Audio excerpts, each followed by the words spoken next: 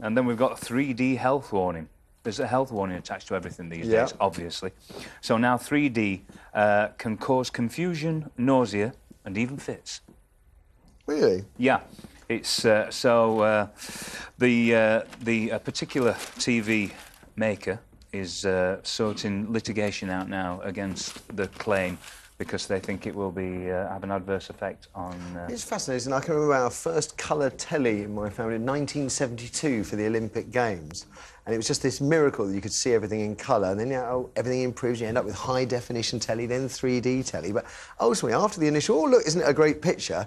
It's just the telly, isn't it, at the end of the day? It just becomes that. Can I just check it this way? What are the symptoms there? Nausea? Confusion and fits. But isn't that watching Jeremy Kyle? Exactly! You said it, yeah! That's got you another week gig in 3 months' time. OK, Liz, what have you got? We've got something to be really proud of in the Daily Mirror today on page 14. Our first national ASBO! Go on, what for? A boozy Laura gets the first national ASBO. There's a young girl of 20 who's been banned from every bar in the country. And banned from drinking and banned from off licences. Wow. Basically, yeah, so she should be very proud. Does it say why? It doesn't actually, you know, funnily enough. Obviously, it just, you know, it would be the rowdy, string of trouble, misbehaving, yeah, and apparently every licensees in Bromsgrove, Redditch and into Birmingham are all very happy. Really? So she must have been imagine, trouble. I mean, not every publican in the country is going to remember that face, although it's very pretty, that she could just wander into any old pub, couldn't she, get a drink? Maybe, yeah. What's interesting is she's actually posed for photographs of them. But I mean, it's like, how proud is she? Look, I'm banned from everywhere. I was just going to say, it doesn't look too bad. That looks like my Facebook page. No. Anything else, Liz? Yeah, we've got a fifth of students give up on their degrees. Apparently, more than a fifth of students fail to finish their degrees despite a £1 billion of taxpayers' money being spent trying to persuade them to stay in university. Why? Is it because they don't want to be there in the first place? The courses aren't suitable? It's better to get a job or the debt? I mean, I'm fascinated as to why. Well, they list several reasons here, but they do talk a lot about recession. I don't... You know, that's the main thing. Yeah, so basically... A few quid. My daughter's starting university in September, and you kind of look at the cost and, you know, and then they have to have digs, and it's an expensive gig. Yeah. And it's also 3 years of their of... lives, and kids change it between 18 and 21. And I've got friends now, even at 29, you know, 30 upwards, who still have all their... Debt, yeah, absolutely. Half the crew on this show, actually, although unbelievably, most people don't even believe they went to university. That's modern education standards. That second job, waiting tables and stuff, there are less of those jobs around. Well, some universities are not allowed to, are you? I think Oxbridge, you're not supposed to have a job as well. You're supposed to just dedicate yourself to your studies. Absolutely. OK. Anything else? In The Independent, humans cannot multitask, even women. It's not true. It's a lie. Contrary to popular belief, they found no differences in multitasking skills between the sexes, meaning no excuses from men from now on. But they did a study, and basically, you can't... It's quite complicated, actually, but they found out that you cannot multitask. It's not possible. OK. Anyway. I can fish and drink at the same time. Well, sounds funny enough, yeah. Yeah, beer in one hand. Yeah. I can write and drink at the same time. Yeah. Well, the writing's not much cop, I have to say. Yeah. Anything else? One last one? Just a little one, really. Why girls are naturally drawn to dolls. Apparently, they put very young babies into a room, and they had... all the little boys went towards the cars and all the little girls went towards the dolls. It is fascinating, isn't it? And apparently there could be a biological basis for their choices. Males, through evolution, have been adapted to prefer moving objects, probably through hunting and things like that. Definitely. And girls prefer warmer colours like pink. Yeah, because it goes with their handbags. Absolutely. Yeah. Pink dogs. Like pink. Whatever makes you say that? Do you know what? Do you know why? Because apparently pink is... Girls are attracted to pink because it's the colour of berries. And boys are attracted to blue because it was the colour of skies when they went hunt, is one theory. Which is if men wear pink, it should attract the ladies. It doesn't work. What have you got then, Hardy? Well, we were speaking earlier in the week about mephedrone being banned and police going in and taking it out of the plant food shops. The price, don't you love the free market, of mephedrone has soared to £3,000 a kilo as the ban is introduced. And there's other designer drugs winging their way to us, apparently, even as we speak. I mean, someone somewhere on mainland Europe will have a little kitchen, they'll be cooking up something similar. But I hadn't realised that a Class B drug can get you a 5-year prison sentence. 14 years if you sell it. And up to 14 years if you're selling it.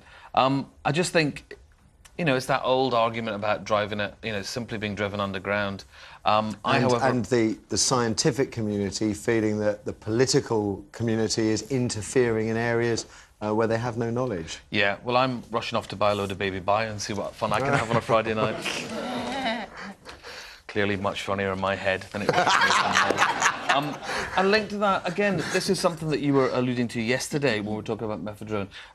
It's a tragic story about a 28-year-old law student who was a law student by day and escort by night, worked for an escort agency, you know, studying to be a lawyer, and then she was found dead in her flat.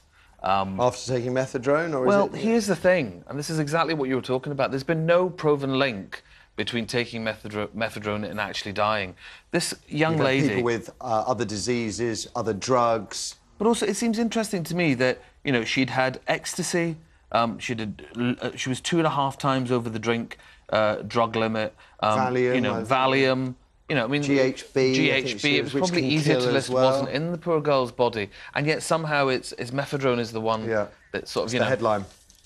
So, you know, it's curiouser and curiouser.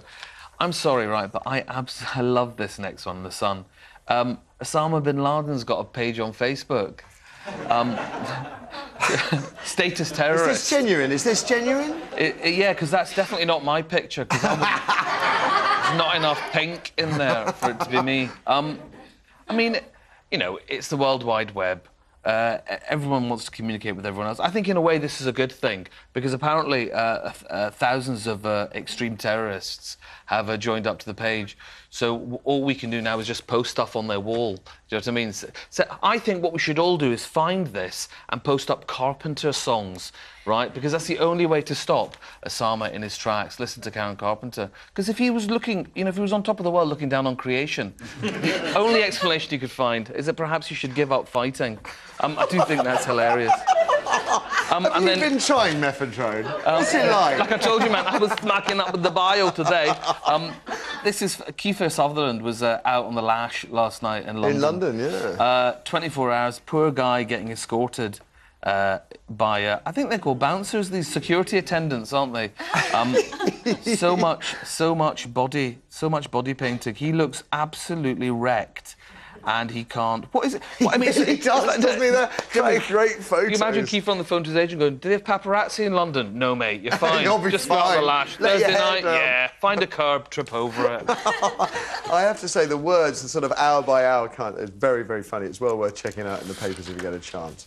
Now then, let's crack on to the big talking point then. After the break, who won last night's historic first TV leaders debate? As I mentioned earlier, the polls are saying, the opinion polls, it was Nick Clegg by a country mile. But will a good performance on the box translate into more votes come the 6th of May? 0207 173 5555. That's the number for your thoughts. Personally, I was surprised by how much I got out of it. What about you? We'll find out in 3. Who was the first PM to agree to a TV leaders debate? Jim Callaghan, Margaret Thatcher or Tony Blair? Find out after the break.